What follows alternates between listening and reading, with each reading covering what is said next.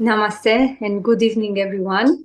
Welcome to our continuing series, Evenings with Sraddhalu. Namaste. Namaste and welcome to everybody. We are happy to continue today, part 9 on this series, with many questions that we have received in the chat box during the last 3 sessions and emails. And as usually, you might want to ask more questions on this subject. And you can send the questions at our email ID, integralstudies.in@gmail.com, or you may address them during our conversation.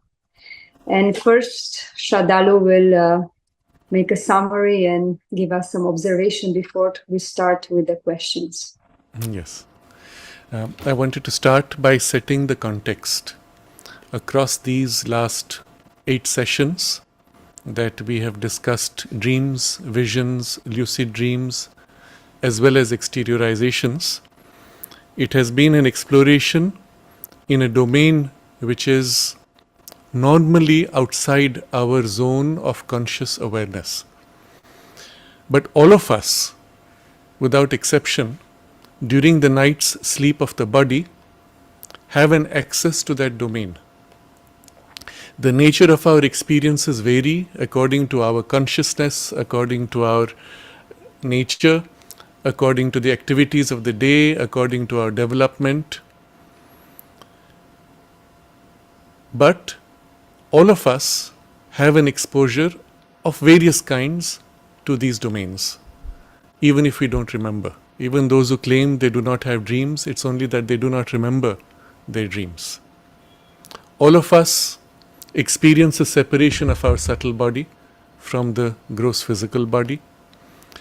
And even in our waking state, all of us have some kind of perception which we might call precognition or vision of some kind, and much more so in those states in the night's sleep. What we have tried to do is to explore a little bit this domain, and particularly in the last few sessions we have brought more attention on the conscious out-of-body experience. And it's important to put this in context of the integral yoga, because everything that we discuss in this series is centered on our spiritual development and in the larger framework of the integral yoga, which is a very large universal framework which aims at a full perfection of our being, our perfection of consciousness in the highest divine supramental consciousness, but also equally its infusion and a consequent transformation of our entire nature into its divine potential, into a divine nature itself. Such being the scope, a complete mastery of oneself, as well as a perfect expression of the full divine possibilities, including the powers natural to the spiritual consciousness, to be expressed in all the parts of our being, is a natural consequence, and is even articulated clearly as eventual outcomes of the perfection that the integral yoga will lead to, including in the physical body even the perfection of the divine consciousness here in this substance. So Sri Aurobindo covers these in very broad strokes, of which we are taking a few strokes now and elaborating. And in this we saw there is a possibility to be conscious on many levels. We would say generally 3 other levels than this so-called waking state. And of that, the second level, which is normally described as the dream state, is what we have been exploring through much of these discussions. And to be able to consciously enter into these worlds and experience them has been part of this discussion. From a spiritual point of view, whether you have that conscious entry in those worlds or not does not change your spiritual development. Your spiritual development can be entirely made while still being entirely embodied. As a natural result of your development, you will have a spontaneous opening to various gradations of consciousness within you, and consequently into their corresponding worlds. Because, as the mother points out, we have within us something of all the worlds, of all the planes of consciousness. And as we grow conscious and integrate those levels of consciousness in all these levels, consequently there is a spontaneous opening to those worlds. Even if you choose not to do a particular development of those things, the access itself will be there.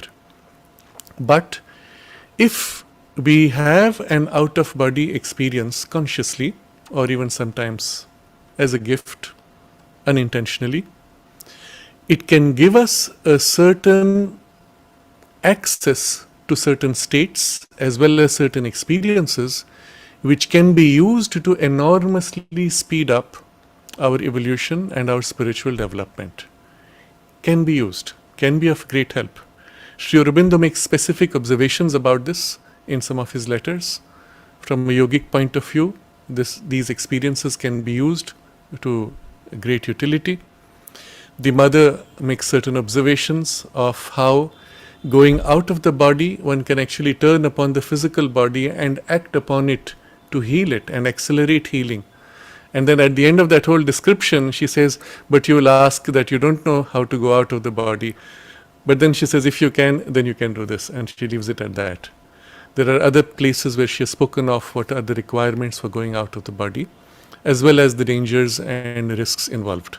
So keep in mind this larger context.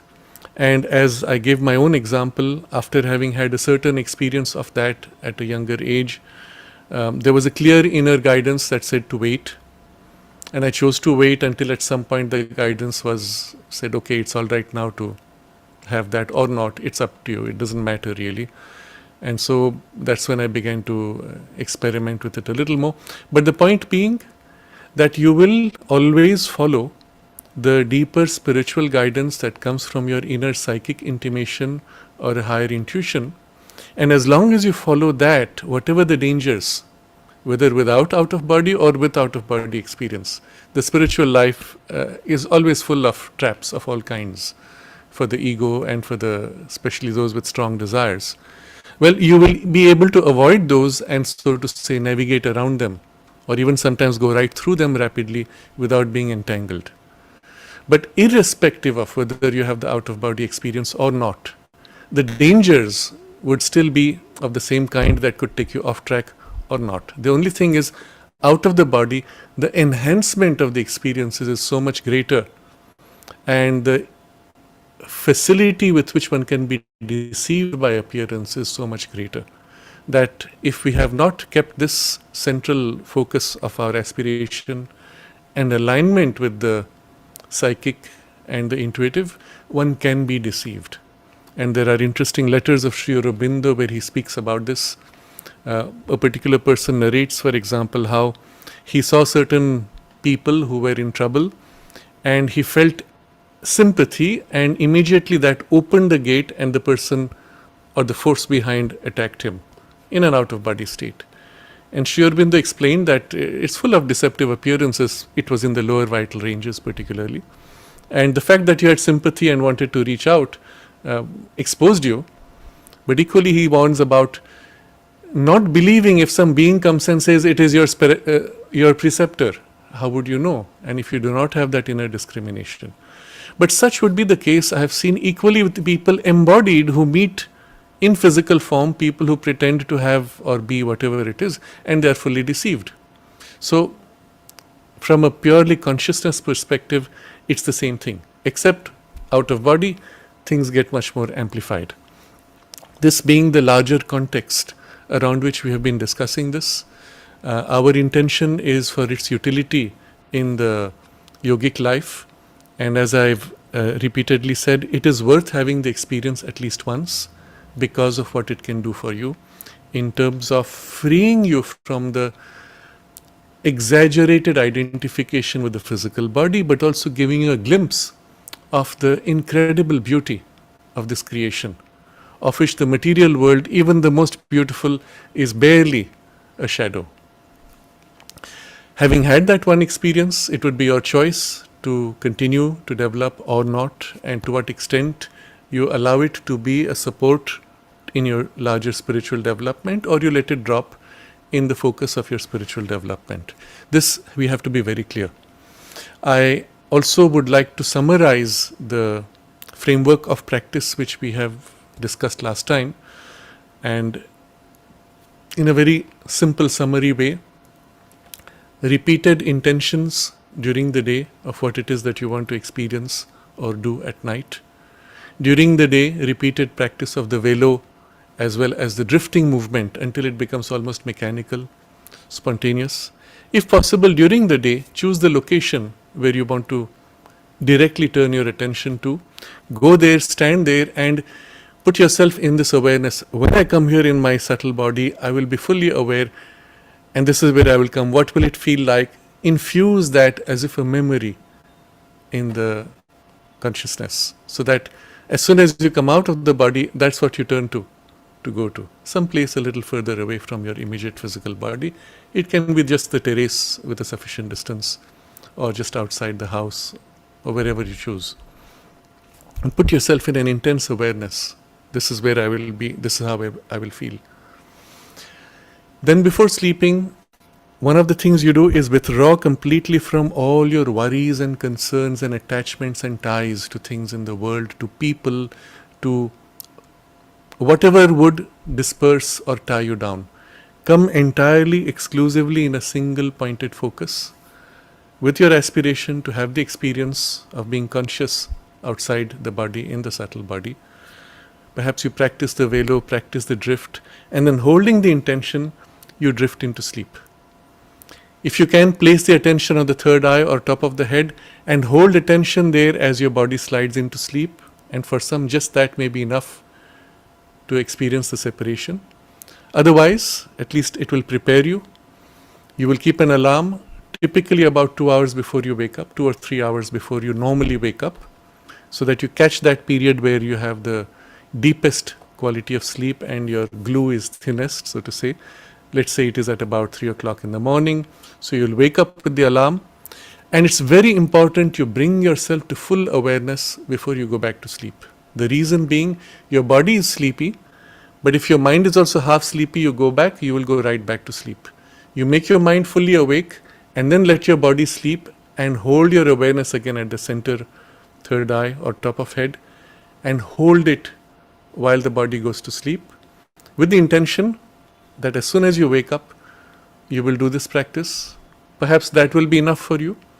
If not, when you next wake up subsequently, at that point you will do the whole movement of drifting, cycling through several variations of the drift, holding each for 3 seconds, no strain, no tension, in a relaxed way, and repeat the cycle twice, 3 times, and if still nothing happens, you go right back. It could be that you have not hit the lowest point of the glue thinning. You wait for the next wake up in the cycle, and the next point where you wake up, again you'll go through this exercise and repeat with each subsequent awakening.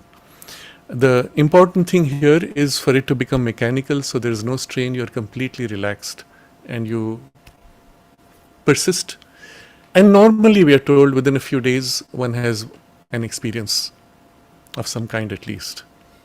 Now remember, the key was your whole body consciousness to be completely relaxed, your vital body emotions being completely relaxed, your mind being completely relaxed, and then you holding a poise, relaxed awareness. If you can concentrate in the subtle body at that point using velo or any other method, stay in it, often that may be enough to begin at least that process of separation.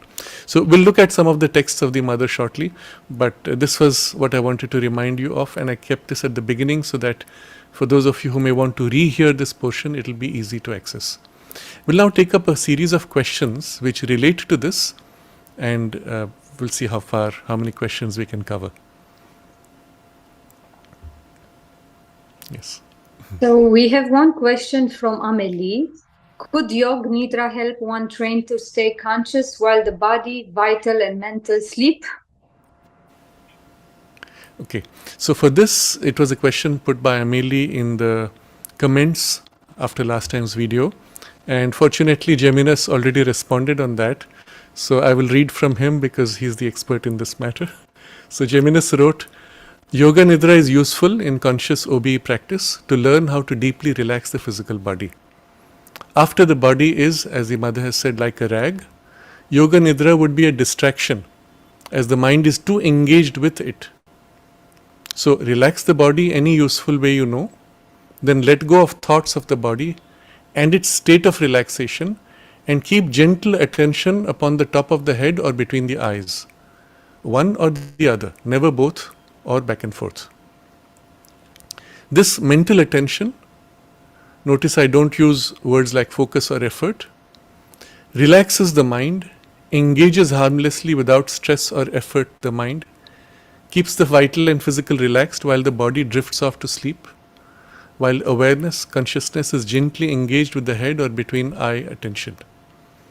Drop any hopes or expectations, but with a faith-filled, clear, gentle aspiration, have only happy anticipation for a beautiful exit out of the body and enjoy your flight.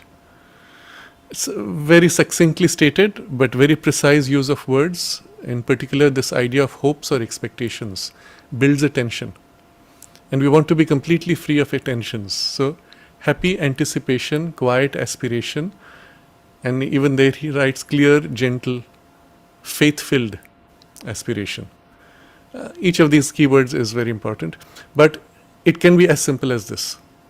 Use any means of relaxation. What you will notice every time you start the process of relaxation is you will discover subtle parts of tensions in your physical, in your emotional, vital, even in the mind. And sometimes these ripple across the three layers. So what I found, for example, very helpful was initially I actually relax the mind and emotions and withdraw from everything, and then only from a reasonably relaxed state focus on the body's relaxation. Having relaxed the body fully, then go up the scale, then the emotions again, and then the mind again. So that you end with the mind, and you can hold awareness in the mind vital easily. If you end with the physical, then you'll be too close to the physical sensations. You want to disconnect from the body sensations. So, but you still start with the mind vital relaxation so that already you can work on the body in a reasonably free awareness, and then rebuild from below upward the state of relaxation. And sometimes, as in the practice of Yoga Nidra, you may go through the cycle multiple times, bottom up, layer by layer relaxing. You could do part by part, but after a point you may find it may not be needed to repeat each part. So this would be perhaps useful guideline. We can go to the next question. Yeah, Ram, I wonder if you could clarify which body we actually use for astral travel, or whether there might be more than one. Is it the subtle physical, or the vital, or the mental, or the causal, or perhaps a unified version of all of them using astral senses rather than physical senses? And what are the 5 koshas in this regard? It's somewhat confusing because different people use different terminologies when referring to the same thing, or the same terminology when referring to different things. Very good question. Yes. Okay. So for this, we will take up the reply that the mother gave. Of course, the question was somewhat limited. The question to her was, in vital nightmares, which part of the being goes out of the body? And so we'll read a portion from her reply, because it was unfortunately too limited to the nightmares, but still. She writes, you're vital. What goes out? You're vital. Not the whole of it, for that would produce a cataleptic state. But a portion of the vital goes out for a stroll. Some always go to the nastiest places and so have very bad nights. The possibilities in these nightly rambles are innumerable. It may be a very small thing, just a little portion of your being, but if it is conscious, that is enough to give you a fine little nightmare. You know, when you sleep, the inner beings are not concentrated upon the body. They go out. So she's speaking of many parts. They go out and become more or less independent. A limited independence, but independence all the same. And they go to dwell in their own domains. So if you take an analogy, let's say you have a string with several beads tied in it. When the string is tight, all the beads are held together. And when you go to sleep, the string relaxes and each bead now, so to say, separates and can wander off doing its own thing. Okay? So then she says, the mind more so, each dwell in their own domains. So the mind more so, for it is hardly held within the body. It is only concentrated but not contained in the body. Now this is something fascinating which for many people is a bit of a shock when they come to realize this, because we have the illusion that the mind is a product of our brain. So I'm thinking inside my head. And well, as I said, that's an illusion. The reality is somewhat different. The reality, she says, is the mind is not formed at all for most of us. And even as a body, it's not very formed. But even if it was formed, the consciousness itself is quite large and supple. So she says, it is concentrated in the body but not contained, and for the most part it is a very vague, misty, cloud-like structure and quite supple and wide. So she says the moment you think of somebody or something or some place, it's like a part of your mind is already there. That's the degree of its fluidity or flexibility. And then she explains that very few people have an individualized mind. We'll come to that shortly. Then she says, the vital also goes beyond the body, but it is more concentrated upon the body. So normally the vital also is not so much. The mind, however, is such a supple substance that it is sufficient to think about a person in order to be with that person, at least partially, mentally. If you think strongly of a place, a part of your mind is there. Distance, so to say, does not exist. Of course, to have a mind centralized around the body requires good training. Few people have a mind with a well-defined form. It is like clouds which roll, come and go. Even to have a vital with a form similar to that of your physical body, an analogous form, it must be very much individualized, very much centralized. The mind, still more. It must be completely individualized, centralized, organized around the psychic center in order to have a definite form. Then she says, there are people who spend their life organizing their mind.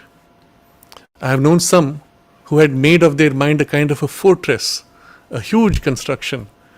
And she says how it was rigid, and so everything was a construction of their mind, etc. But and they couldn't get out of that mental construction. So she says this happens very strongly to people who seek for a spiritual life through the classical methods of renunciation of material consciousness. So this is very important to understand. A lot of the ascetic types tend to have this, and it becomes a problem. A concentration on their inner being and identification with it through renunciation. And then she says, if I gave you the names of some, you would be quite astonished. They construct for themselves a conception in which they find all the gradations of the mind, and so on. And they have all the experiences that they can foresee, except it's part of the mental construction. So we'll just leave it at that. So this is an important part where she's describing the nature of what goes out. In a sense, every part which is not sufficiently held to the body is, so to say, loose, wandering, or able to move around at least in some general way. But we come to the question particularly now, which is, well, what's going out? Well, it's the vital being. But we come now to I link it to the discussion last time of the bodies and 5 bodies, and that's part of the question.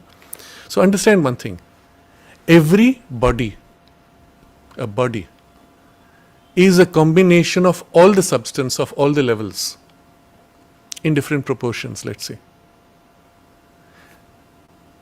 Sri Aurobindo explains this brilliantly in the Life Divine, that a universe, cosmos, meaning order as opposed to chaos, would not be cosmos if it did not have this principle, then that principle, then that principle, and he enumerates the principles which become 7 in all. So any universe which is cosmos, that is ordered and not chaos, would have those 7 principles. We being a microcosm, for that matter, anything being a microcosm, would have to have those 7 principles. If not organized in the body, at least supporting from behind. For example, the supramental principle is what will hold together in a comprehensive way. If that is not there, the coordination between the different parts, which is simultaneous and spontaneous, could not happen even for our body to live. But you can't say the supramental is working in the body directly. It is there as a support, as a backdrop to the entire physical world, to the entire physical universe, and indirectly therefore supporting the body's functioning. So, and yet it has to be there. So in that sense we can say every body, even if it's the body of a stone or a plant or an animal, human, is a combination of all these in different proportions, different degrees, and depending on the degrees to which they are combined and organized, you have gradations of evolution. So when we speak of 5 bodies, it just means these 5 are bodies in which predominantly one principle is held. So in the physical body, the primary principle is of the material consciousness. The vital body, the dominant principle is of the vital consciousness. Mental body similarly. The supramental, we don't have the body yet, but we have a grade which is waiting to be organized. And then the Satchidananda would be 3 more above, except the 3 are 1, so that becomes a single body. Therefore 5 bodies, but actually it would be 7 if you split it. But of these 5, the 3 lower are what are sufficiently evolved and organized in us. And therefore, that's all we talk about normally, and that's all we can experience normally.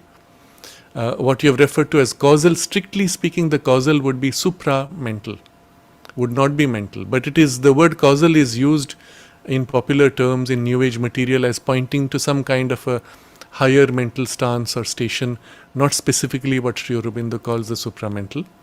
So, this is just to give a context for the 5 bodies. And so when we travel, it is obviously not in the gross physical, so it has to be the vital. It's also possible to have a travel in the mental body, for which the mental body, as we read in the text, needs to be sufficiently organized, individualized, and centered around the mind principle, or the mind center of consciousness, or the psychic center. Otherwise, one can be in the mental body, but it would be a blur. And the ability to hold and register experiences or recall them would be much reduced. But the vital being generally more developed is where it is much easier and simpler. But even there, the vital is a broad band. There is a full range, full spectrum from the lowest vital, which almost touches the material, to the highest vital, which leans towards the spiritual. And there's a full spectrum.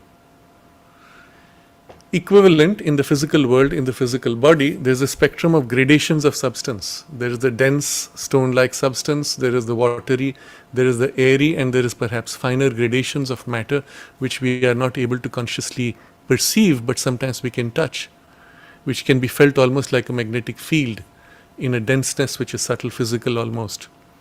So just as although we have a physical body which has within it all these fine gradations, not always equally developed, and so we can perceive or sense or engage with these things to various degrees depending on density, so in the vital body, which internally may span quite a range of the vital substance, it is possible to engage with these levels. Now it's possible that the part which exteriorizes is not the whole vital body, but a portion of the vital body, or even it projects itself partially. And there you could pick literally which grade you want to pick and project or partially exteriorize. It would not be a complete out-of-body experience, but at least it would be a projection of that grade, for example. Equally, when you go out in the vital body, depending on your ability to shift your internal state, you would also have access to gradations, ranges, or worlds. By choosing to, so to say, tune yourself to a grade of vibration, you would find yourself there. And so, There is quite a range one can explore in the vital body. And Sri Aurobindo writes, and this was a text which I had not read out, I had intended to, but I left you the link. He says, all the hells and heavens will be found in the vital world. So it's very easy for somebody in the out-of-body experience in the vital body to actually imagine they've gone into spiritual states, because the vital heavens can be extremely beautiful and have all the perfect forms that you could conceive of as your dream of the spiritual worlds. And it can be very deceptive. You could go into all the heavens of all the religions and you'll find them all in the vital worlds, or all the hells of all the religions, and things they couldn't imagine equally. And you would imagine that they are actually ranges of different worlds or kinds, that you've actually gone into whatever it is you think. No, it's not. They're still in the vital range, so to say, but the vital range itself being so large and leaning towards a full spectrum. So yes, we come to Chiara's question. We are going out in the vital body. It is possible to, so to say, draw out more of the subtle physical along with the vital. And Sri Aurobindo and the mother make reference to this multiple times, warning about how dangerous that can be, because it puts the physical body in a cataleptic trance, and that is dangerous. But as long as it is just a vital body only going out, or a grade of the vital body, vital layers going out partially or even fully, you don't have the same dangers or concerns. You can have a mental exteriorization. From what I understand from the literature, at least, it is much more difficult. But I find both Mark Oburn as well as Geminus speak about it as having had that experience. So perhaps when we have the interactions with them, we could ask them what it's like or what the differences are. So when it comes to the word astral, it relates to the vital generally, and particularly a grade of the vital which is very close to the physical. The word astral comes from the same root as astre in French, which means the planets or the heavenly bodies, planets, stars, etc. So it comes from the idea that those stars influence you, and the nature of that influence being astre, astral influence. So the word astral technically corresponds to the grade of consciousness on which these heavenly bodies influence you. Their primary influence is on the vital, but not in the even free vital. It's in the vital very close, approaching to the physical, which is why their physical position makes a difference. They even have an influence on the mind, but through the vital, through the mental vital. And so, yes, they can have multiple levels of influence, but primarily their influence is centered on these gradations very close to the material. The higher vital exteriorization already has a gradation or a feel which is very different. You will find in Mark's descriptions, he says, as soon as you go out of the body, the first thing you do, he recommends, is to, so to say, throw away the dense grade of substance, the subtle physical, or the lower vital. Whatever clings to do, literally wipe it off, dump it, and separate from that so that you can go into the higher ranges. The astral senses, if we use the word astral, well, in this case I will just use the vital senses. Yes, we have all the senses in those domains, but the senses are not rigidly separated as in the physical body. Remember the description in the yogic tradition, mind is your primary sense. It is the mind's perception through the physical biological senses which makes the five split. Yes, there are five senses, but the biology separates them in a rigid way. Already when you have a partial exteriorization or even a perception which is more intuitive or of the subtle sight, you'll find in the sight is the taste, touch, smell spontaneously. In the touch is the sense, all the other senses combined, and so on. So the experience is very different and much more complete, much more free, much more true and pure. You want a good description of these worlds, go to Sri Aurobindo's Savitri, where grade by grade he describes each of these worlds and sometimes the intermediate gradations within a single world, describing their distinctive characteristics, how they plug in below and above, how they influence human life, how they influence lower planes as well as are affected by higher planes. And he does this grade by grade. and then denizens of each of these, beings of these worlds, etc. It's quite fascinating. So I think we have now completed everything regarding the question. We can go to the next question then. Bruno, first question. During a retreat with you, my only one, an experience was extremely surprising. A high density occurred mixed with extreme lightness and a huge wave which lifted me up. Then I became this wave and a rain of light and intense vibrations. The most surprising thing is that it was no longer me who was there, and it was not only my will which brought this about. Something other than me was there, and yet I had the impression of this experience. It is as if I had been conscious in another much more subtle level of body, but I did not know how to connect my usual identity. Too accustomed to identifying with the physical body, he's asking. Otherwise, how can I interpret this? Thank you.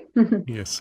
So you would be conscious, and this I've pointed this out multiple times in the earlier discussions, in that practice which I have described as the descent of peace guided meditation. You become conscious in the subtle physical, and just that, which is very close to the physical body, it's of the grade of the physical.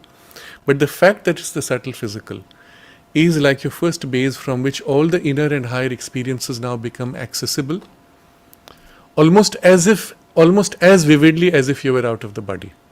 So even without needing an out-of-body experience, you can have access to certain things to the same degree, depending on what you do from there. And there are similar issues on the return to slowly integrate, but you have always embodied. You never really separate from the gross body, but still you shift into levels. In what you're describing, there are two things I want to point to. The first observation where you say that it was no longer me, something other than me, and yet you feel it is yours. This is often how people describe the first experience of relating to their own inner and higher parts. When you have that experience, you say, it was not me, and yet it was me.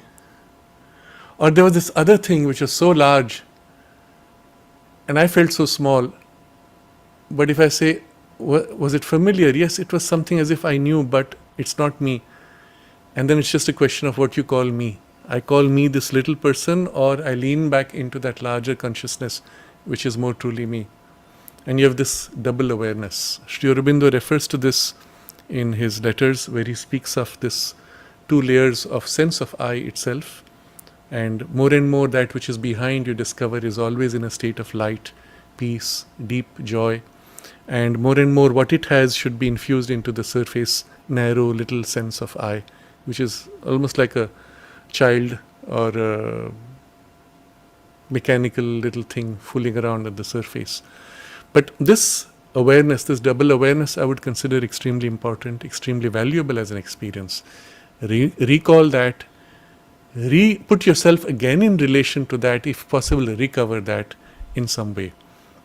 That whole movement of extreme lightness and wave of lifting and the descent of the light and presence, etc., are natural in the movement of the descent of the Divine Mother's consciousness. It's equally natural when your consciousness opens and rises upwards to meet her in an aspiration. So this is something we've spoken about many times before in the upward movement, and especially if you see the series of discussions number 82 onwards, where we go deep into the practice of the yoga. There is an upward opening and an ascent of consciousness and a descent. Both are necessary, and what you have described is natural in the movement of the ascent as well as the consequence of the descent. Sometimes you have the experience of both. Sri Aurobindo very clearly distinguishes this ascending movement of consciousness, which is light, floating, free, large, etc., from the out-of-body experience, which can also have certain similar characteristics.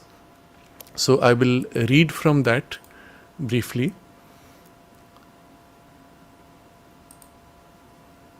This is from his letters, where he writes,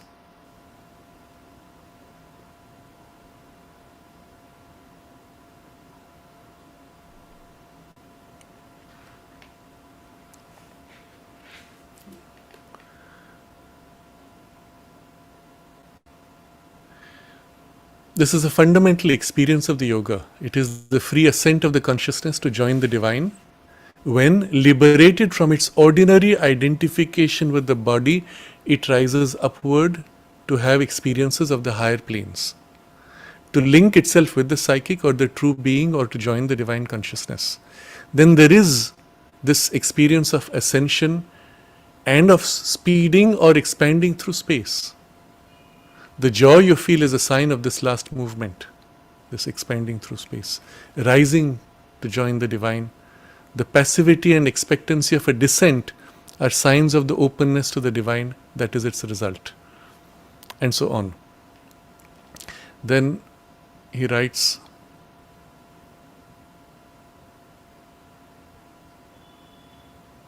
the rising above the head is a very good thing. Such risings help to break down the lid between the higher and lower planes in the consciousness and prepare the consciousness. So you see here there is a movement which is rising of a lightness, etc. And now here again in a letter he explains the distinction. Freedom from cares, lightness of mind and body are very good results. They do not become permanent at once. It is sufficient if they are frequently or ordinarily there. Chest and head rising higher are sensations of the subtle body. It means the mind and heart consciousness are rising to meet the spiritual consciousness plane above the head, and so on. The sound is a sign of the opening of the consciousness and of the working of the inner force. So this is one example. There was one particular text where he makes the distinction, which I want to read from. There are two different things. One is the consciousness actually going out of the body, but that brings a deep sleep or trance. The other is the consciousness lifting itself out of the body and taking its stand outside it, above and spread around in wideness. That can be the condition of the yogin in the waking state. He does not feel himself to be in the body, but he feels the body to be in his wide free self. He is delivered from the limitations in the body consciousness. And then he distinguishes these two again in another letter. There are two different experiences which from your account would seem to have happened together. So the person had this double experience. An exteriorization of the consciousness out of the body. Part of the consciousness, mental, vital or subtle physical, or altogether arises out of the body, leaving it in a strongly internalized condition, sleep or trance, and can move about above on other planes or in the room and outside on the earth plane. Depending on the gradations, if you are closer in the subtle physical, you can experience things of the earth plane, literally. If you are in the vital then and mental, it would be a different kind of experience. In such cases, the body can be seen as lying below or in the room, seen clearly as one sees a separate object with the physical eyes. A fear such as you had can come in these exteriorizations and bring the consciousness back with a rush to the body. But second, and this is the other, which is a spiritual movement. Second, an ascension of the consciousness to a position which is no longer in the body but above it.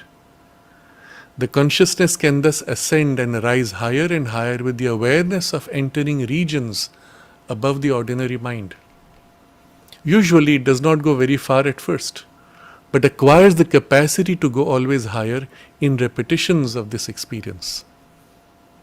At the close of the experience, it returns to the body. But also, there comes a definitive rise by which the consciousness permanently takes its station above. It is no longer in the body or limited by it. It feels itself not only above it, but extended in space. The body is below its high station and enveloped in its extended awareness, in its extended consciousness. Sometimes indeed the extension is felt only above on the higher levels, and the enveloping extension below comes only afterwards as a later experience, and so on. So this is just to show you the distinction between these two. I think that should broadly cover the question which Bruno has. Yes, you have a tendency, I will say, if you are unable to recover that, or there's still some confusion, the tendency, which is for all of us our beginning, of identifying with the physical body too much. And then we say, I am this. So if when I shift to a higher gradation, you say, I am not this, but still I. And I would say, consciously shift identification. Let it be more, I am this which is above, and the body is mine, contained, carried within me, or used as an extension or as a vehicle for action. And try to shift the relationship between this outer and inner, lower and higher, in this way more and more. In the part where he says, I did not know how to connect with my usual identity, that will happen easily when you move back and forth. Between any two states, moving back and forth frequently helps to build the continuity until you can reverse the poise of consciousness and then never lose it. We could go to the next question. Bruno, also, otherwise I practiced the descent of peace with your video and also the velo. I have already felt vibrations and subtle body move, but without really going out for the moment. Yes. So that already, the fact that you can be in the vibrations in the subtle body and experience the distinction between the two means that you're pretty much on the edge of being able to go out. At that point, the only thing holding you back is what remains as what has been described as the glue. So if you're able to let go of all those things which tend to attach you by activity, by agitation, by attachment, by expectation, etc., and bring a total stillness, you will find it easy then to just simply float off. But it's a point which is very close. Anybody, and many of you have perhaps experienced this in the last week if you have attempted some of these practices. You'll find if you have come to that much, from there it's just a little nudge that is required. And very often it might happen spontaneously in the early morning hours when the glue is thinnest. Or it may happen when you're doing this, when you least expect it, because that's when you're least in tension of expectation. So go to the next question. Sumana, how do I move from partial withdrawal to more complete, concrete withdrawal in the meditation? I still hear sound from surroundings, although a bit faintly, while I meditate at my family's house. Okay, so I'm connecting this question also to the same situation which would be if you're trying an out-of-body experience. There will be a point where you will have to withdraw completely, isn't it? So if you can do that consciously and shift to a conscious identification with the subtle layer, whichever you choose, it's the same process. So you can see how many of the practices or requirements parallel the spiritual development. So if you have had enough of the spiritual training, these things become easy relatively, but they still require a kind of shift sideways into a direction which is not the primary occupation of the spiritual pursuit.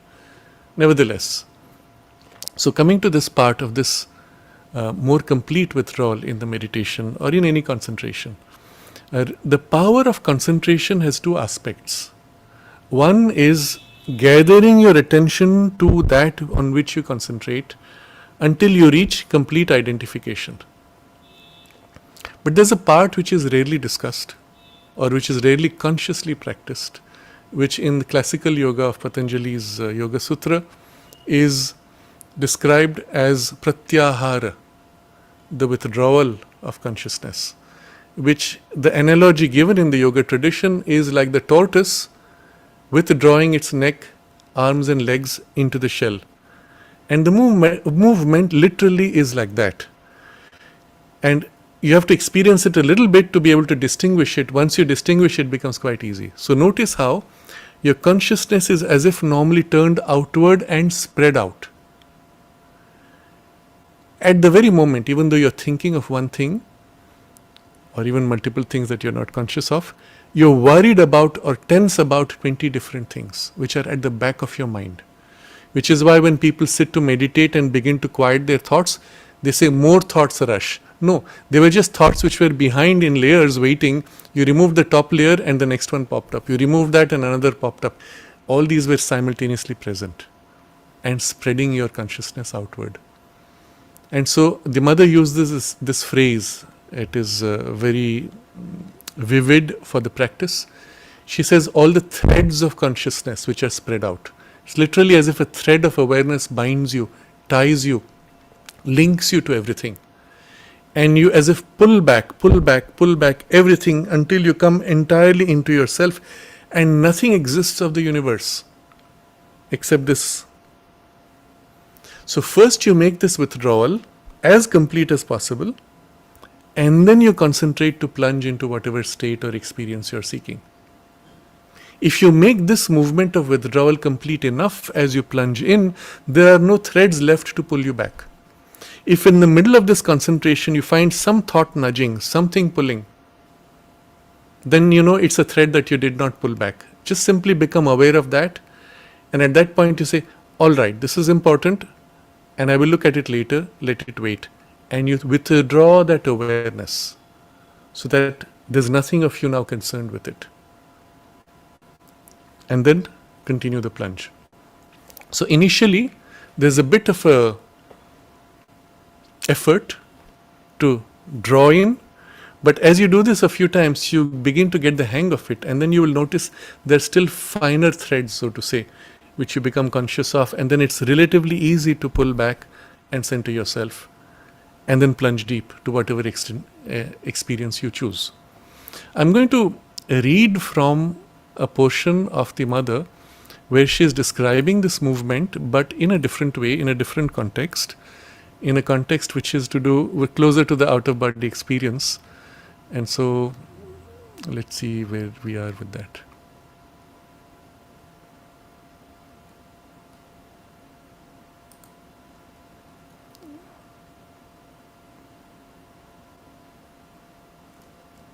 Just a moment.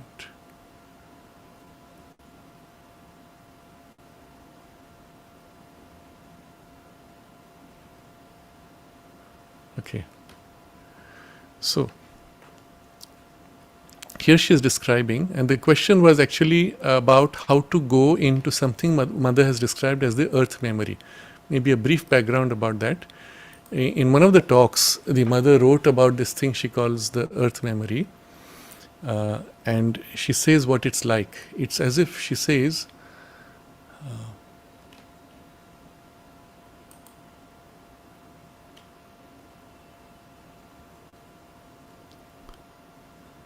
it's as if there's a region, she says, where in the consciousness there is an imprint of everything that has happened. So there's a very interesting fact I'm reading now. It is that somewhere in the terrestrial mind, somewhere in the terrestrial vital, somewhere in the subtle physical, one can find an exact, perfect, automatic recording of everything that happens. It is the most formidable memory one could imagine, which misses nothing, forgets nothing, records all. And if you are able to enter into it, you can go backward, you can go forward, and in all directions, and you'll have the memory of all things. Not only of things of the past, but of things to come. For everything is recorded there. And she describes what it's like when you go into the mental world, literally the Akashic records. It's a fascinating piece, a bit longish. Maybe I just read a little bit. In the mental world, for instance, there is a domain of the physical mind which is related to physical things and keeps the memory of physical happenings upon earth. It is as though you were entering into innumerable vaults, one after another, indefinitely. And these vaults are filled with small pigeonholes, one above another, with tiny doors. Then if you want to know something and if you're conscious, you look and you see something like a small point, a shining point. You find that this is what you wish to know, and you have to only concentrate there and it opens. And when it opens, there's a sort of unrolling of something, like extremely subtle manuscripts. But if your concentration is sufficiently strong, you begin to read as though from a book, and you have the whole story in all its details. There are thousands of these little holes, When you go for a walk in there, it is as though you were walking in infinity. And in this way, you can find the exact facts about whatever you want to know. And then she tells you how all the history you're taught is mostly wrong. The reality which you can discover on those domains is very different. Now, in relation to this talk, somebody asks the mother, to be able to enter the earth memory consciously, a discipline is needed. What discipline? So, mother's answer, a discipline much more difficult than the discipline of yoga. It is an occult discipline. First of all, you must learn to go out of one's body consciously and to enter into another more subtle body. To use one's will to go where one wants to go. Never to fear, and sometimes to face unexpected and even terrible things. To remain calm, to develop the mind's visual sense, to accustom one's mind to be altogether peaceful and quiet. You know, the list is long and I could continue like this for hours. So this is what mother says is the larger part of the discipline. Who among you has had the experience of going out of the body, going out and knowing about it? I do not even speak of doing it at will, for that is another stage. So someone says, once I went out but I came back immediately. Mother says, you did not take the opportunity of going for a little walk, did you? Well, you are not inquisitive. How can one know one has gone out of the body? Someone asks. Mother, you see it immobile on your bed. There are other means of knowing also. I suppose she is referring to the appearance as well as the silver cord. And there's a few discussions about this body having certain experiences. And then she comes to back.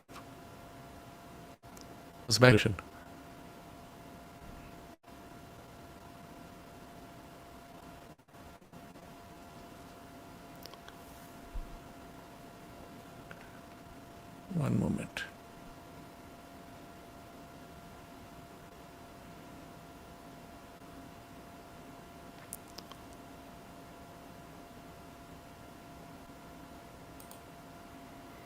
Okay, I think I have.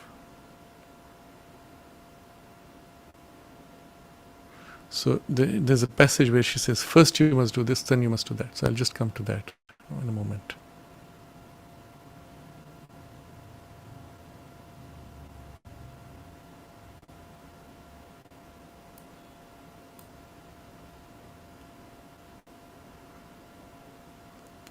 Okay.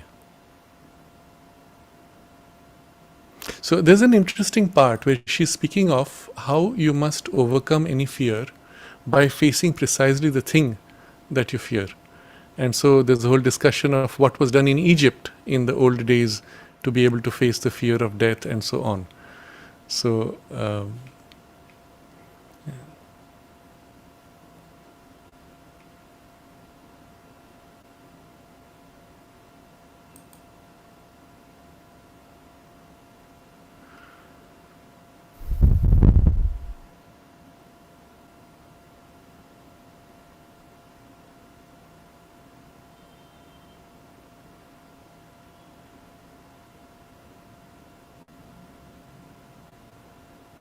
okay, I will have to find that by another means. I've made a note somewhere. I will. Okay, method for perception. Yes. So.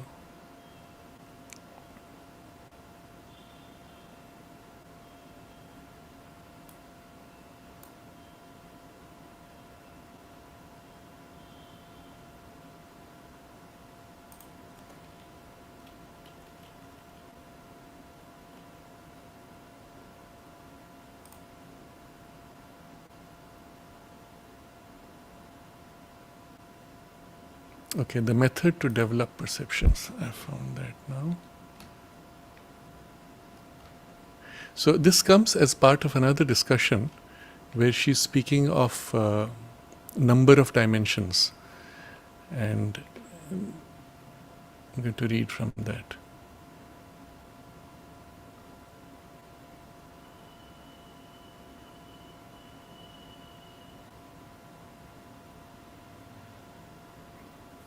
So here is the text.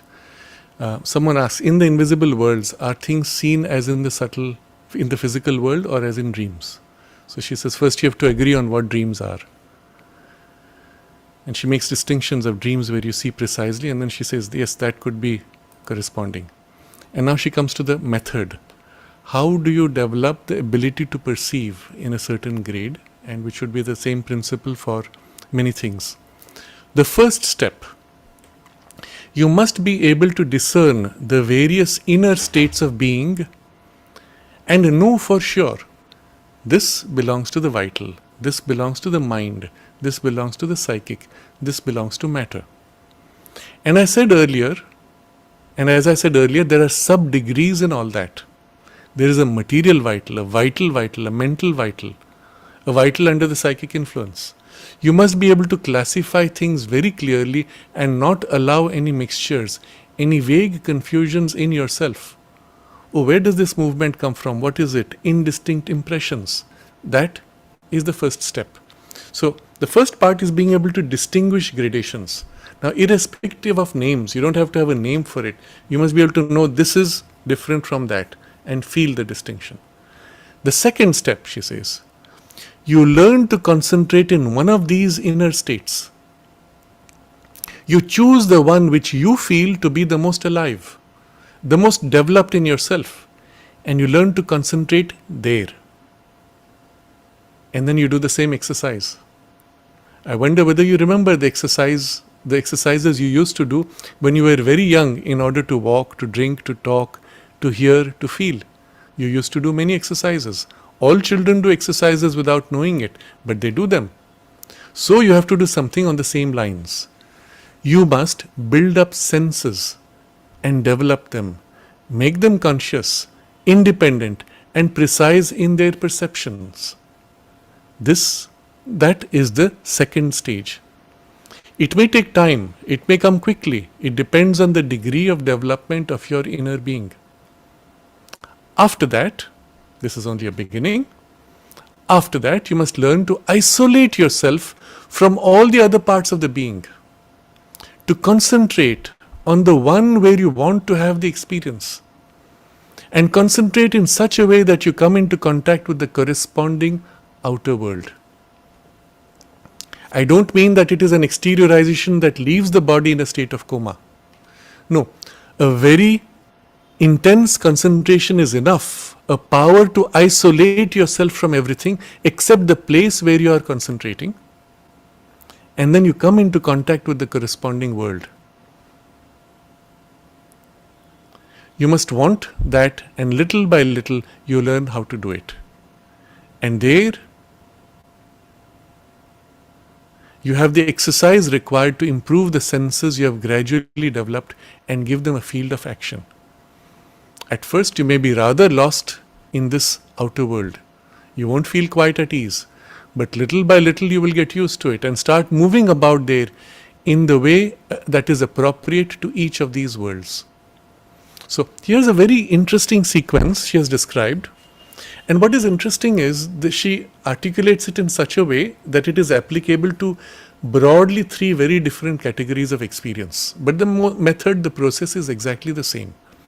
And so I'm going to go with the one which is the relating to the question itself and the most important from a spiritual point of view. To be able to become conscious of a part, a grade within yourself, and literally open out to the whole world that corresponds to that grade within you.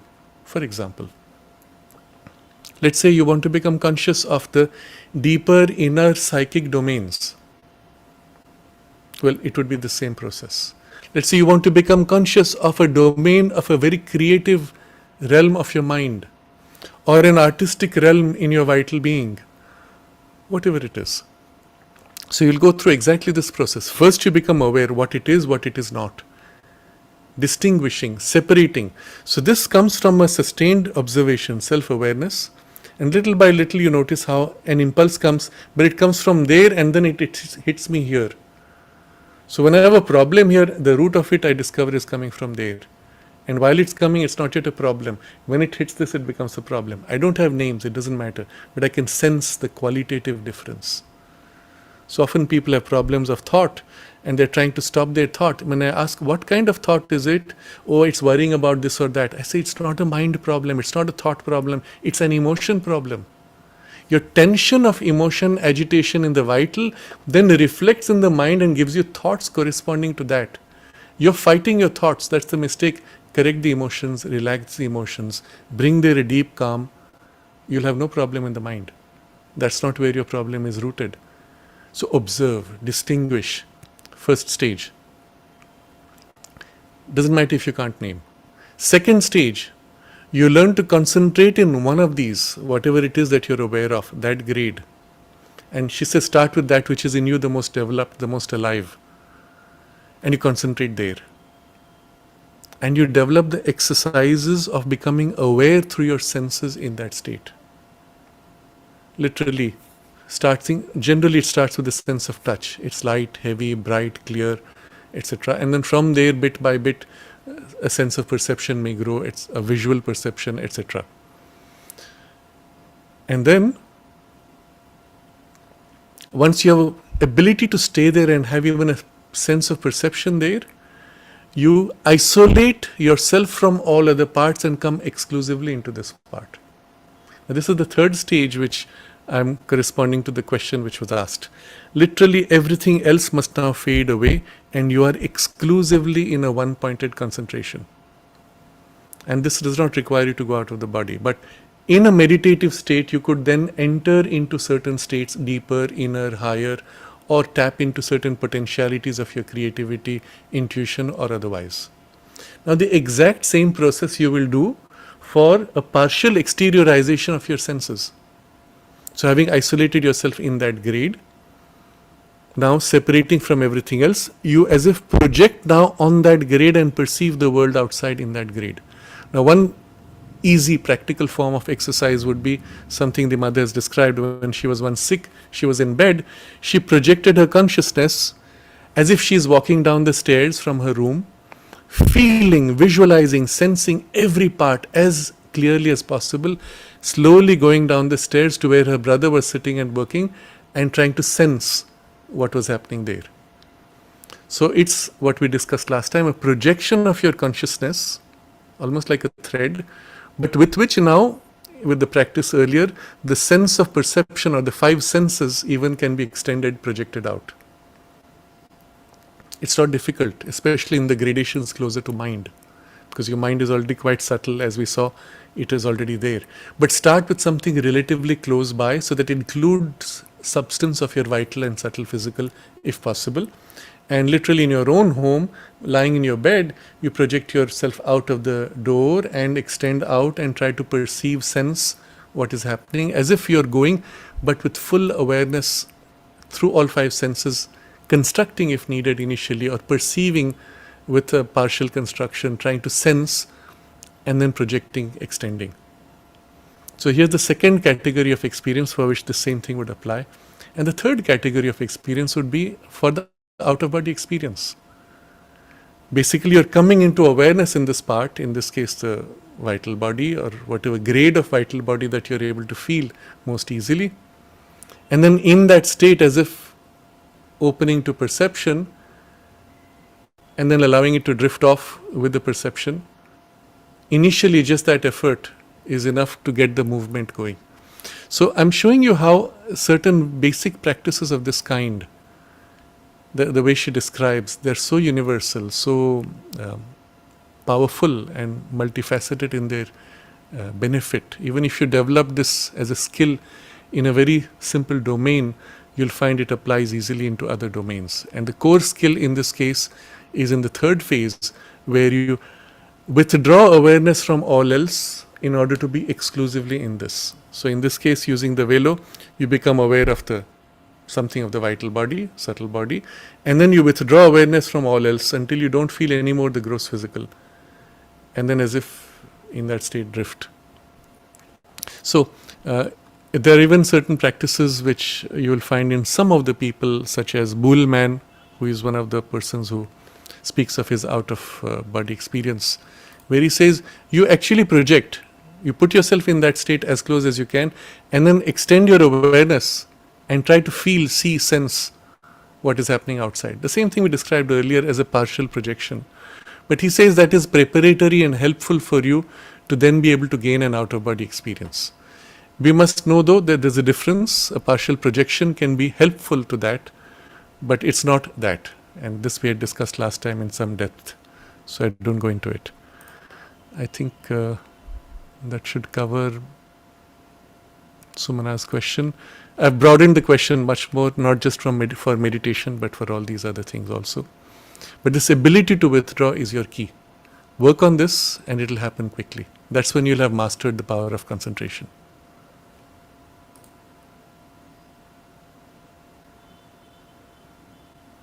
Next. Jason, would you be able to comment on the importance and some experience of applying tapas in the process of concentration?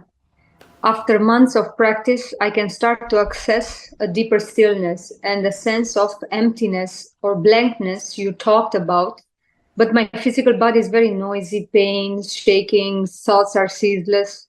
What are some markers of progress and key points of applying tapas? While I know what I would mean by the word tapas, I'm not sure what you mean in this case. I suppose you mean a concentrated, intensified effort. But from what I see in the way the question is described, it seems as if that's not the problem. The problem rather is the identification, excessive identification with the physical body itself. So as a result of that intense concentration, there's a tension within you which is even adding to the distress in the body. The better way would be initially to let go of the idea of tapas, at least in the way you're practicing it. Instead, put your awareness directly on the thing that you want to feel more of. Let's say in this case, you want the deeper stillness. Remember what it's like. Remember what it feels like. If it helps you, go into a space where you already begin to feel it. And at that point now simply shift attention into the stillness and rest in it. Now no effort of tension. You literally relax into the stillness and stay in it. At this point you'll find all the stress that you have in the body is gone, or at least will not be so strong. Let that stillness now soak into your body to remove whatever stress remains. And then, having let go of the body's tensions, lean back again into the stillness and deepen, and deepen, and deepen. And that will be your tapas. Without tension, without stress. So tapas is a one-pointed focus, intensity of awareness, concentration, intention, aspiration, united. But nowhere in this is there the idea of stress or tension. And if you have that, it comes by an association only, by wrong past habit. So first let it all go. Let go of all your existing nature of effort and do this relaxed spontaneity. And then you'll find the experience becomes actually much more easy. If you have not done it already, do this guided meditation for the descent of peace. When you feel the denseness and depth of the peace, simply lean back and rest in it. Let its depth and density suffuse into your body. Let your body get habituated to it. All your substance must learn to be seated, resting in it. Soak in this peace. And then you can lean back and deepen, deepen, deepen. That would be the real tapas. So the true nature of tapas is a relaxed but exclusive one-pointed immersion.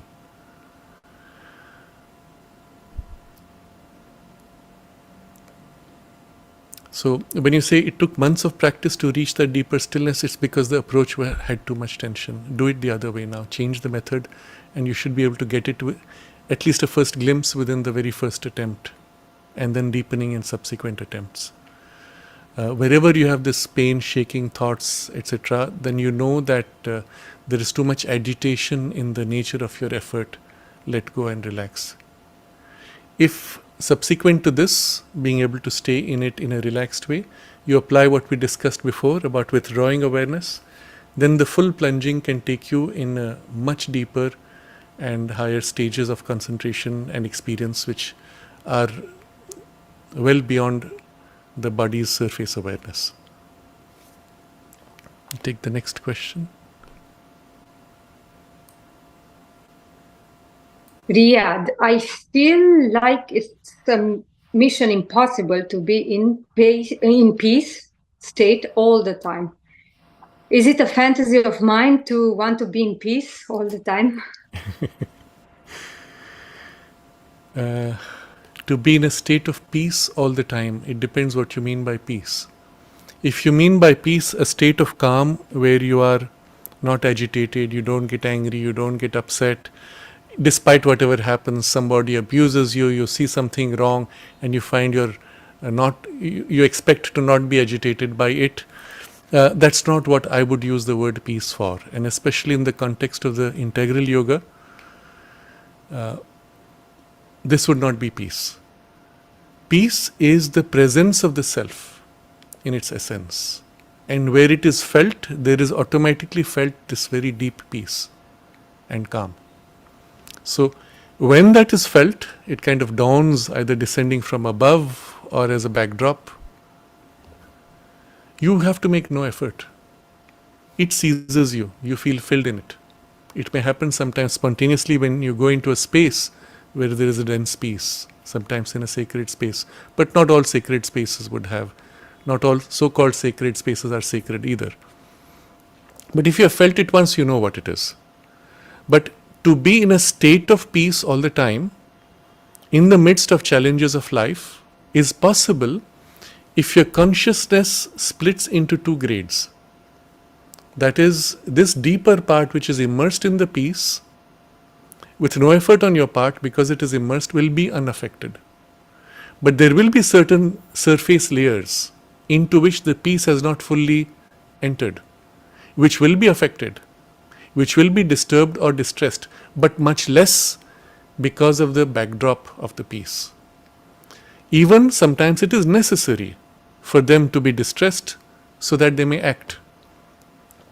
Very often what is projected to us as a spiritual ideal is the ascetic ideal. So let's say this man, I don't know whatever name you might give to it depending on the ascetic tradition, he's going about, people are abusing him, somebody throws a stone at him, he is unaffected, he walks. That's supposed to be the ideal. Somebody comes and steals all his precious jewels and he says, okay, it doesn't matter. That's supposed to be the ideal.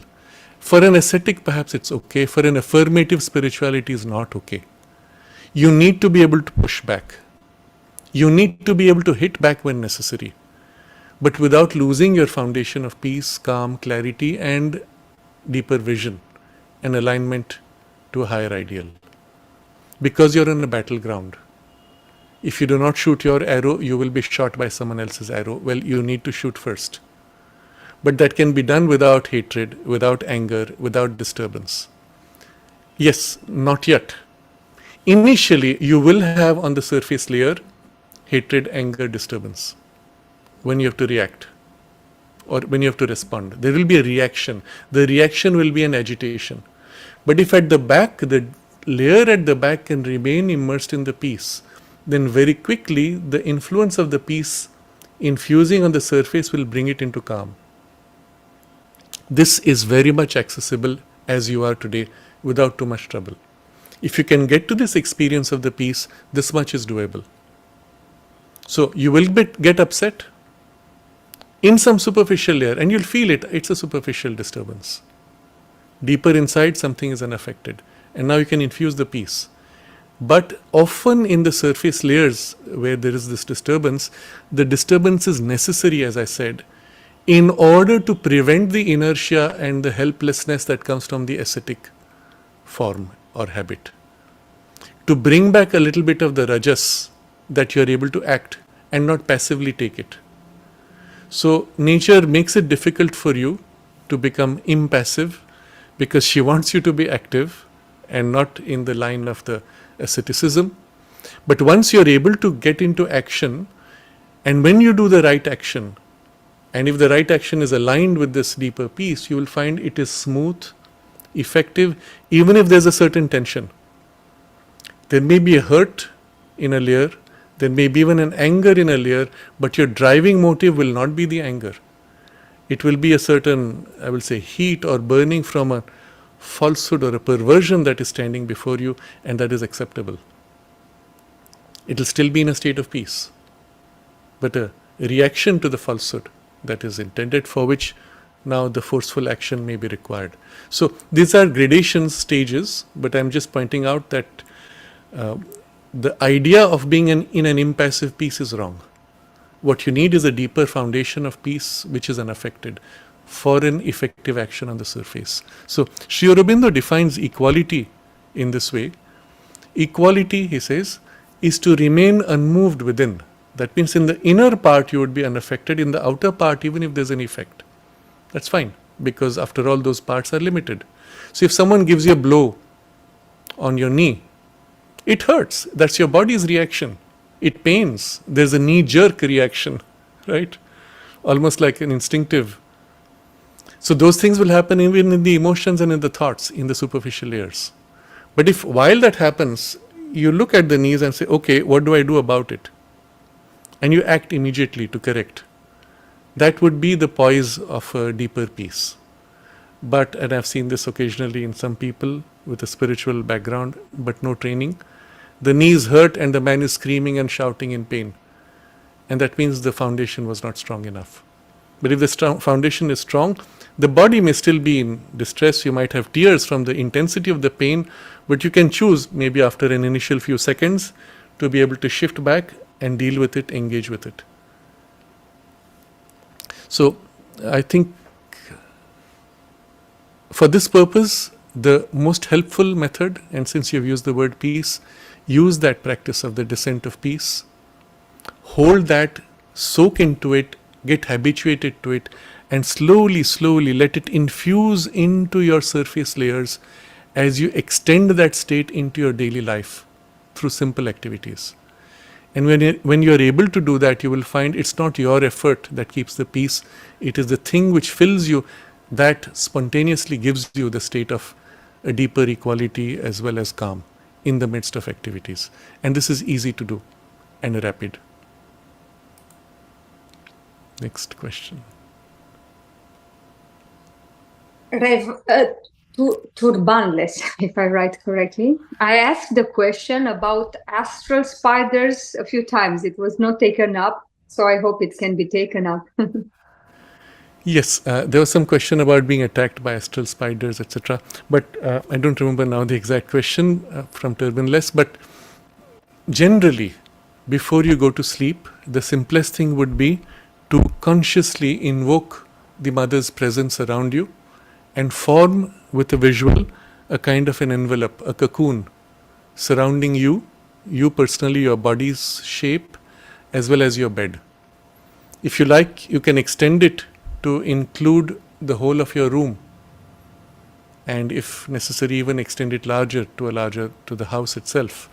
But just if you put something around you like this, visualizing, intending, invoking, and then feeling the presence. The visual is an aid, and on the subtler level helps to form something. But form what? That's where you feel the presence, you feel the protection, and infuse that like a cocoon surrounding you. And then you can put an intention that no disturbance, no negative, hostile or low-grade vibration can come through this. And that's it. That's good enough to be able to do. If you like, you can do something much more intensely, invoking the presence into the entire space of your room or in the house. And by repeatedly doing this, you can create a space in which those things will not come at all. And then you don't need to consciously do this every night even. But then you have to maintain. If you build something like that, you have to maintain that grade and the purity of that vibration. But all this is easy to do, and automatically it has an effect on the lower level things. They don't bother you. They cannot, because they are dissolved by the light. They are afraid of that light. And so even Geminus makes an observation that for conscious OBE also you start with the divine light surrounding you as a protection even before you do your practice or concentration. So Sumana says, while practicing the descent of peace, sometimes I hear a continuous sound and I feel a drag upwards from my head, but sometimes it snaps or slips sharply and starts again. Am I doing anything wrong? So this movement which you feel an upward pull is the movement of your consciousness rising, and you must allow yourself to rise up. The moment there is a descent, with it also a part of your consciousness now begins to ascend. Or equally, when there is an ascent, it will trigger at some point the descent. Now these are very beautifully stated in the Veda. These are Vedic imageries. When the fire of aspiration rises to the heavens, it provokes the descent of rain. This is literally the experience you have. As you turn in your awareness rising in the warmth of your aspiration and you open to the higher presence, you feel it. Immediately there begins a kind of a trickle or a downpour of the higher presence. But equally, the descent of the presence begins this movement of an ascent. So there's always this double movement, and they're complementary. Both are necessary. The upward movement will liberate your consciousness. The descending movement will transform your consciousness. So to Samana's question, yes, allow yourself to be drawn up. You'll feel yourself as if drawn above the head and your consciousness widening out above the head. Let it happen. Allow it to happen. Let it reveal itself. Do not be afraid of it. You're not going out of the body. You're fully aware, but the consciousness is opening to higher ranges which correspond to gradations above the head level. And so allow it to happen, and then subsequently you may feel a wideness and perhaps even a descent of the wideness. These would be natural and effortless. Amelie is saying, as a school teacher, she sees a lot of pain, and I try not to feel anger or despair towards the injustice I witness. It's hard to keep your heart open. Yes, because what you mean by heart open is an emotional vulnerability. If you open your sentimental vulnerability to things which are harsh, painful and sharp, well, you will feel their harshness and pain. Let me share an incident which was very strange. There was a time when I was facing a lot of negative pushback from certain individuals in the community, and initially I protected myself. At some point I felt strong enough that I can open without difficulty, and I let the opening happen. And then there was one person who was particularly sour, and as she was coming towards me, it was inside the ashram building near the samadhi. As she was walking towards me, I just let my heart open with a glow of love towards her. And instantly as I opened, there was this harsh, painful, dark anger, hatred, passion that pushed out from her into me and hit me like a blow. Oh! Never again I opened to her. So you have to be judicious of where you open, to what you open, and for what purpose. You have to be very judicious about this. Where you open to your children in the school, you may freely open with your heart to give them love, but you must be conscious that you're giving love. In the process, there may be a vulnerability. But if the movement of your loving, self-giving is without expectation, then you will find your love will be immune to knocks, even to pushback from them. If there is an expectation, then their rejection will hurt you. So start with those who are more deserving or more needy, attempt, explore, and bit by bit learn to moderate and modulate how much you open, to what degree and what quality, but not towards everything. Sometimes you will see a lot of pain and suffering that you can do nothing about. You don't open yourself in a vulnerable way. If anything, you give an impersonal, either love or prayer for peace, for the healing, but don't engage on a personal level if it is too much for you to bear. So just become more discriminating and don't be mechanically and indiscriminately vulnerable. I think we will go to the Okay, Bruno's question about, in this idea of calm in action, what do you think of traditional martial arts in their original form, Aikido, etc.? Yes, a lot of the martial arts are based on this principle that for spontaneous, effective, and precise action, you must be unperturbed. But they aim to be unperturbed so that the action is effective. It's in the spiritual life, it is the other way around. To be undisturbed and unaffected is the end in itself, from which then the action can flow spontaneously. So there's a bit of a reversal, but the association of the two things is valid. Inevitably, therefore, in most of these martial arts, when you go deep enough or far enough in the journey, you are touching yogic principles. And some of the masters at least have certain elements of yogic principles in their life, and therefore are seen to be as unusual beings. But in a sense, the priority is reversed in that practice. But you can use those forms of practice as a way of instilling the poise of equality or a deeper peace in the midst of even the most violent and forceful action. And it can be a good exercise. I think we'll close with the last two questions. And you can read both together. Revati's question, or? Yeah, yes, the psychic. When Sri Aurobindo says that the psychic being has to come in the front, what does he mean? How will one know? And Trinetra, how to know the difference between contact with the psychic being and contact with the inner being?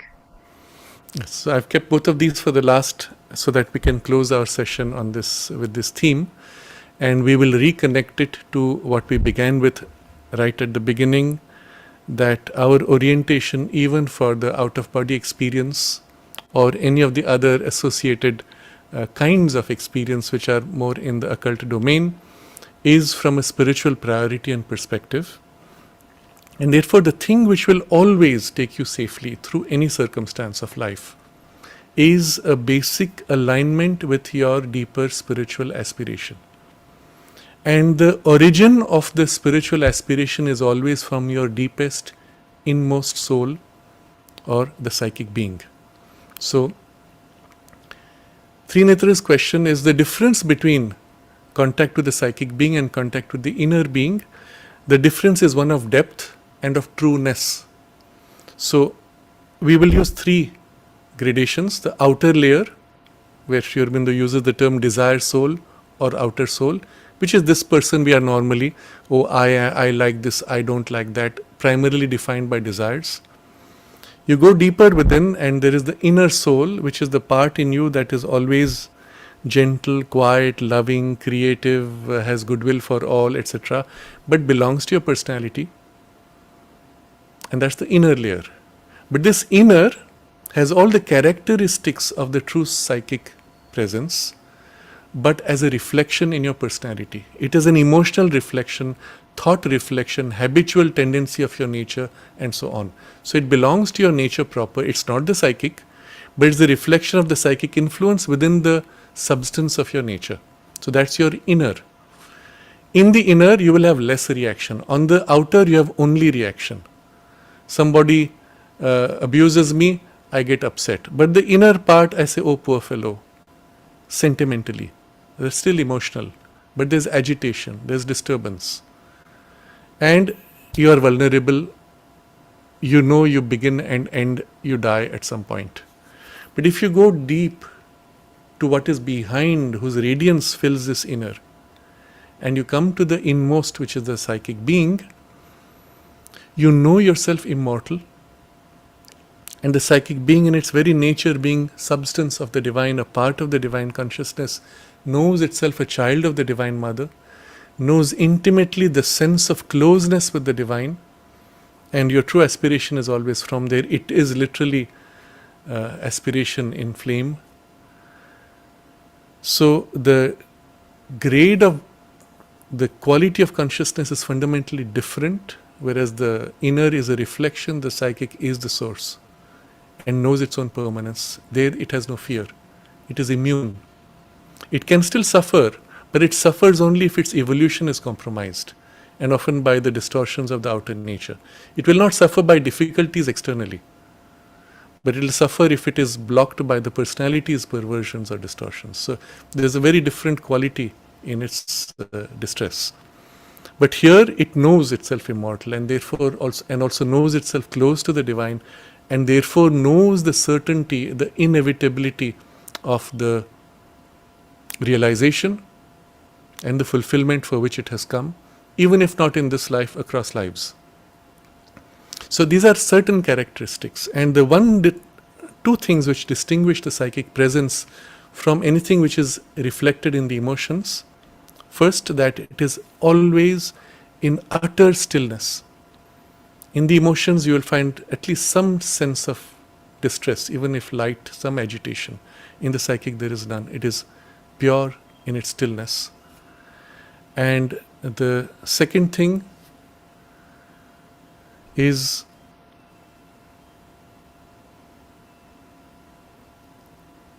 a certain quality that you can describe as a purity that nothing can equal. And it's in its intention, in its expression, it is always true, pure, real. There's no pretense. There is no mix of anything. And so these are the qualities by which one distinguishes, one knows. So coming to Revati's question, how do you know when the psychic being is in the front and what does it mean? Very simply, when your deepest pure aspiration and its influence and whatever I described as qualities are felt more and more vividly, and when you feel these as dominating more and more your life, your motivations, your emotions, your thoughts, your responses, your priorities, that's when you will say the influence is coming to the front, or the psychic comes to the front. There's no physical movement, but it's the influence that becomes more distinct, more vivid, more direct, more pure. And automatically this quality of a deeper stillness, aspiration, closeness to the divine, feeling yourself a part or a child of the Divine Mother, the sense of permanence, of not being distressed by appearances, all these tend to spontaneously come to the front. But with it comes another quality which is specific to the psychic. There is a spontaneous discrimination. Whenever something comes in front of you, you can feel it's pure or mixed. When there are options, between two options, this feels more right, this feels somewhat mixed. I can't say why, I can't say how, but it feels like this. So there's a spontaneous discrimination of that which is pure and true and that which is mixed. And sometimes, if it's more mature, it can even extract that which is the pure truth and leave out the chaff, the mix. So in the yogic symbolism, the psychic being in its journey is described as the swan, and we are told the swan can separate the milk from water. That is, if you give it a bowl of milk mixed with water, it will drink the milk and leave behind the water. Obviously, the physical swans can't do that, but the soul is what it does. It picks, distinguishes, spontaneously discriminates. So the importance of the psychic influence more and more coming forward and dominating your thoughts, emotions, actions, decisions, choices, is that it will navigate. You will feel something is not okay. You will feel when something is right, and it will navigate and guide you through and avoid the dangers. And for any kind of practice that we have been discussing, out of body or otherwise, to have that influence strongly in front is your security. It will protect you, it will guide you, and it will lead you surely and safely at each step. So let's make this our priority in whatever efforts we make to center ourselves, align ourselves to the deepest, highest spiritual aspiration and the presence of the inmost soul, or if you feel it as the presence of the divine within you. Let that grow, let that come forward, let that be the leader of all that you do. And let us hold ourselves in this aspiration, in concentration altogether.